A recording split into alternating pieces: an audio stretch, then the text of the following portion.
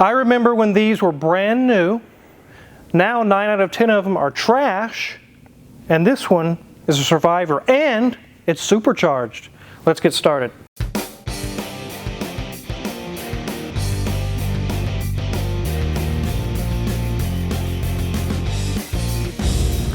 This is actually Grimes' car. It's a 1992 Ford Thunderbird. No, not the LX. Not the boring, just a basic V6. This one's the SC. This one's supercharged. I'll get him over here and he can tell us some really cool stories about this car. So this is your coupe. My Super Coupe, yeah. Super Coupe. How long have you had it? Almost 2 years now. 2 years? Yep. You actually went out, like you said, to the desert or something to get it? Yeah, so a good friend of mine has, well, he's still got 3 of them. He had 3 of them at the time. And this one was super low mile. I wanted one that was rust free. And he lives in Southern California. This thing lived its entire life out there, so it's dry as a bone underneath. Had 62,000 miles on it. Yeah. And so I flew out and drove it the 1,500 miles back. I know when I was in the military, one of my buddies had one of these. It was like 1 or 2 years old. It was a 97. You're dating yourself there. Yeah. And these things were all over the road, like everywhere. And now you see 1 or 2 a year. Yeah, there's not too many of them. I know of a few that are here local. Somebody actually commented on one of the other videos and mentioned theirs, and they're in Wichita. And my buddy originally lived here, so that's kind of how I got into them. This is the 5th one that I've owned. The 5th one? Yeah. Super Coupe or Thunderbird? 6th Thunderbird. 6th Thunderbird. Wow. My first car was a Thunderbird LX as a V6, and I thought it was a hot rod. Yeah. And my buddy Matt, he showed me his Super Coupe, and well, I had to have one. Yeah, you had to have one. I know there was a time, probably a year ago, I actually really wanted an LX V8, and I think I spent 2 hours on Marketplace just going trash, trash, trash. They're just all roached out and destroyed now. Yeah, they, the value of them is not really up there, and they just kind of get passed around and beat to crap, and rust really gets them. They tend to rust pretty bad in the rockers. Yeah. And it condemns them. So actually at the time I had the cash ready to spend and I wanted to buy one, and after 2 hours I was actually very depressed. I was like, why are they all gone? Where did they go? Yeah. It took me a while to get around to picking this one up. He offered it to me at a pretty decent price, and it was worth it just to buy the ticket and drive it back. It definitely looks fairly clean. We'll take a look around this real quick, and then we'll come back and you can tell us some more stories about it and what your plans are with this thing. All right. All right. Here is the front of this Thunderbird, and the one thing I always liked in the rearview mirror is that it has that look of the 90s Fords, the Taurus and things, but yet it's wide.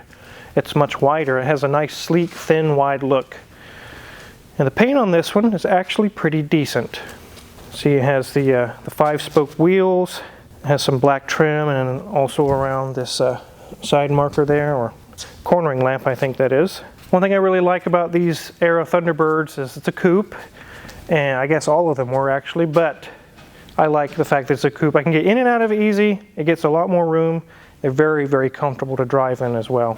Come around to the back, again, it's a nice wide-bodied vehicle. Thunderbird SC, it says right on the bumper. Equal story on the other side. Paint is good. It's not all rusted out like Grimes mentioned. Some of them are. And wheels are nice and clean. It probably could use some tires at some point, but there's a lot of plans of things he wants to do with this. So let's go ahead and jump into the interior and let Mrs. Wizard show you guys around. Okay, ladies and gents, here we are. And it has 62,952 miles on this. So, whoa, that's not very many for this age of a car, and not too many miles have been put on it since Grimes bought it. But gauge cluster's looking really great. Nice analog gauges in there, and there must be a problem with one, or at least not enough information for Grimes, because he has added other oil pressure with at least the amount of pressure in the system. As we move up to the dash, it is of course the 90s, so they like to extend the dash out what seems to be a different time zone. So it is very long, very sleek up there. As we move down, a nice little spot to, I don't know, rest something, I guess. I don't know, it was before cell phones came out, so not a cell phone spot. As we look over here, he has upgraded the stereo, looking much nicer with the Sony system with Bluetooth, so it has modernized the system. As we move down, I like how it says it's electronic climate control in a very 90s font. Love that. And as we move down even more, we'll see that it does have just a little spot there for, I don't know, change, whatnot. Let's go spy on one of his hidey holes. He's got some change. Yeah, maybe some dryer lint. Okay, well, there we go. It is an automatic with a nice simple gear selector, leather wrap, looks good.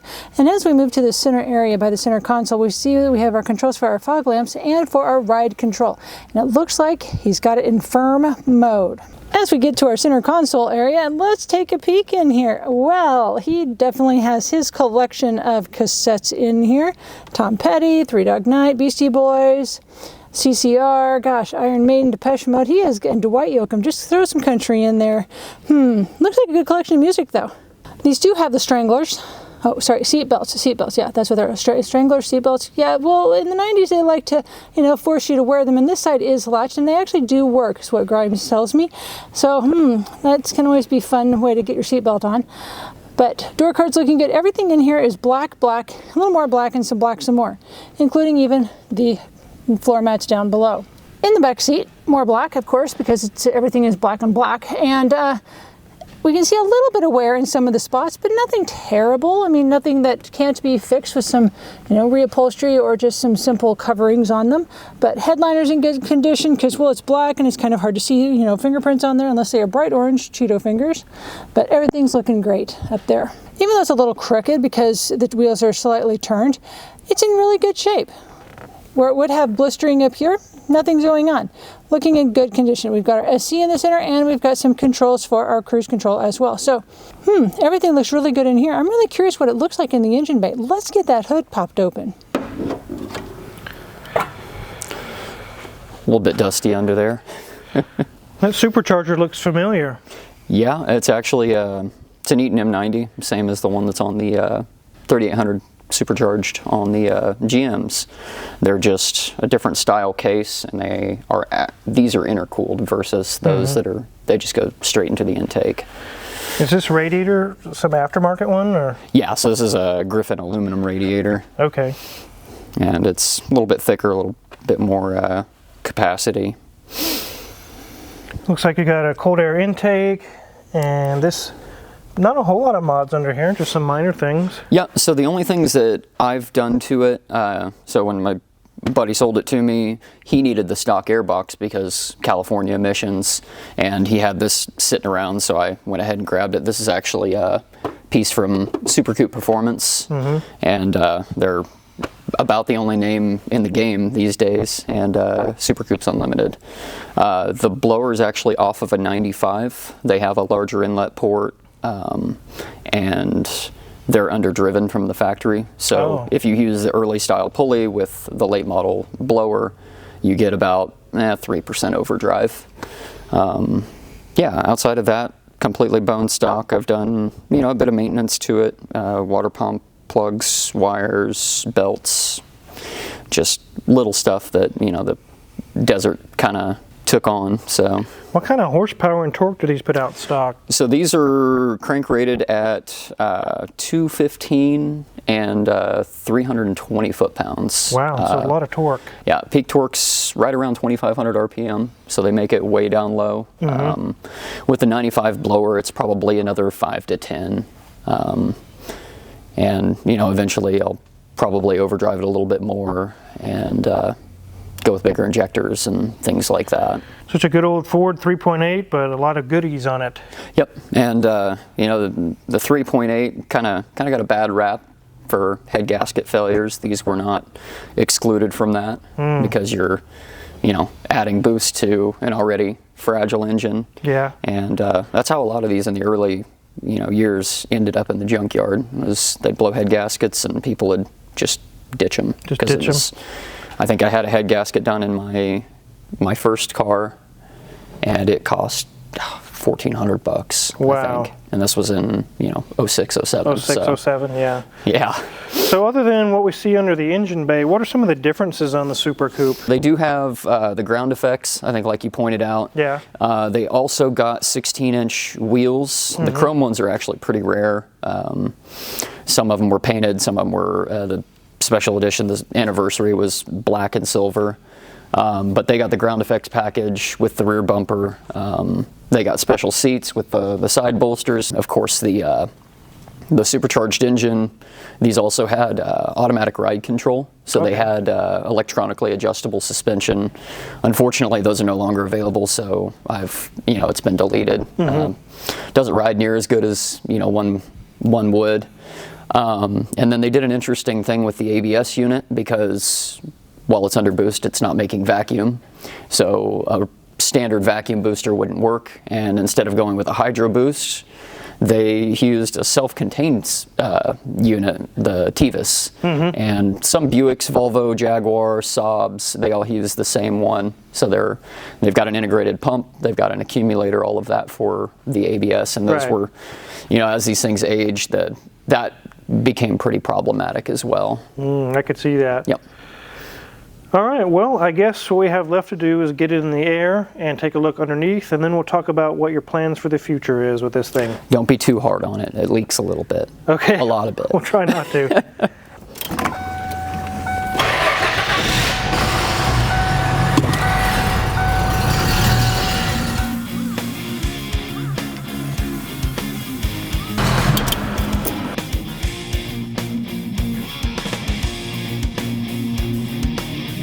You ready to see what's going on underneath?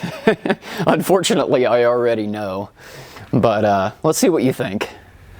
Well, the radiator area is nice and dry, really. I could see at some point maybe some coolant leaked or something. There's some white on the, I don't know, maybe way in the past. Yeah.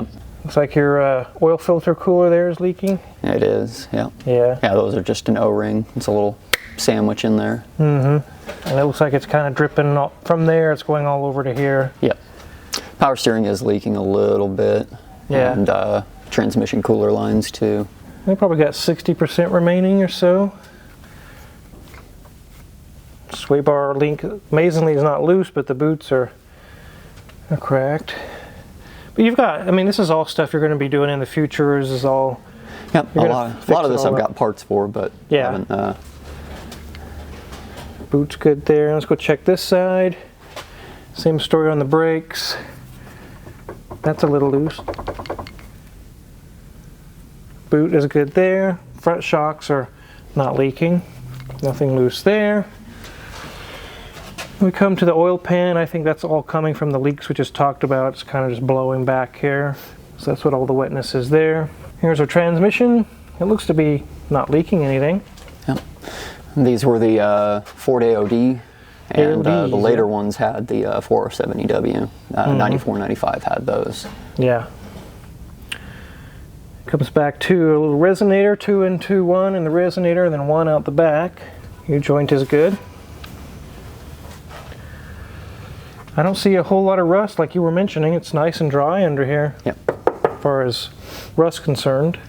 Yeah, where these things really like to rot out is right in these rockers, right up underneath the... Oh, up in there. Yep. Yeah. Any of these I've ever looked at, just get in there and feel for it. And these subframe arms right next to it like to do it too. Yeah, little connectors. U-joint is good. I don't see anything spraying out of the differential. Oh, just a little weeps. And yeah. Boots look good. Brakes are about halfway. Shocks are not leaking. Nothing loose there. Looks like maybe the e-brake, I don't know what's going on there.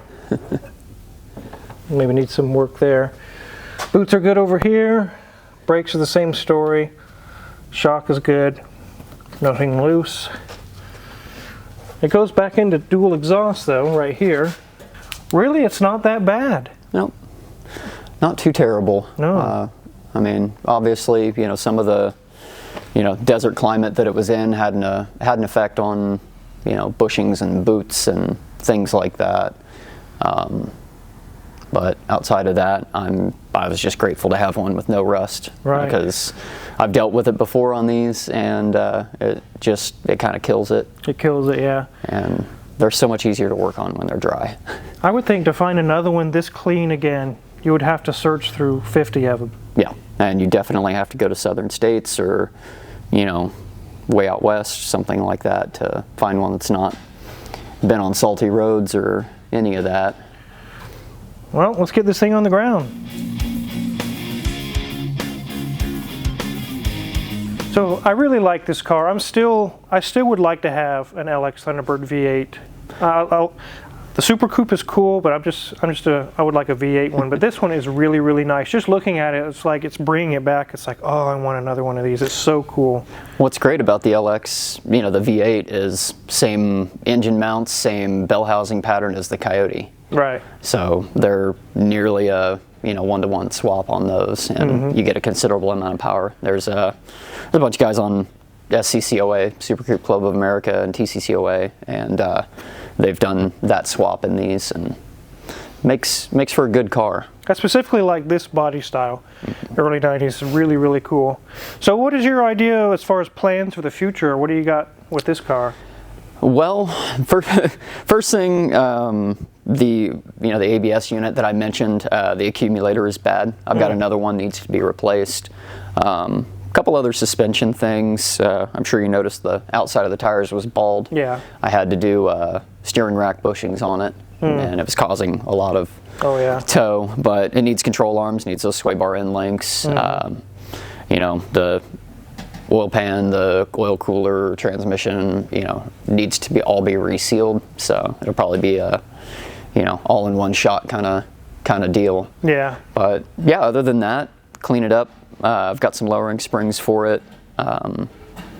Figure out a good aftermarket shock, and just enjoy it. Show it and keep it clean and rust free. Not drive it in the winter. It's kind of why it's dirty, because it's been sitting outside here. Yeah. Well, based on how difficult it is to find a clean Thunderbird anymore, it's definitely worth fixing this one up. Yeah. It's because, as far as this platform goes, the bones of it are really, really good. Yep. Like I mentioned to him, you could search all day long on Facebook Marketplace or wherever your favorite place to search for cars, and there's these in people's backyards in pieces, and they're just, I don't know why it didn't get that much respect. It's such a cool looking car. Yep. But I think the parts availability and, you know, the obscurity of them just kind of condemned them over time. Yeah. You know, a lot of the parts for this are no longer available, so you've got to go used or reconditioned or somehow modify something else. At some point, I'd like to do a manual swap. These actually had the option of 5-speed, and while I wanted a 5-speed, this was, you know, it's what was real available. clean, Yeah. low mileage at the right price, and it made the decision pretty easy. I'll trade you a G35 for it. Absolutely not. Oh no. I'd let this thing sit. Yeah, I understand that. Well, I definitely wanted to show you guys this Super Coupe. It's been sitting outside for a while. He's got some plans and things he wants to do with it, and once he gets to that point where he's ready to move forward, it's here, it's ready, he can pull it in the shop and get started on it. And I see it out there all the time. It's like, man, I want another one of these, and maybe someday I'll get one. Maybe you should. Maybe I should. We can be twins. You could. If you're curious what kind of tools he's going to use to work on this, or really any car in the shop, check the Amazon affiliates link in the description below. We get a small cut if you buy anything. We really appreciate it. Make sure to check out Mrs. Wizard's Way. She's got many more new videos there for you to check out. And make sure to hit the subscribe button here, because we've got many more cool videos to come. Thanks for watching.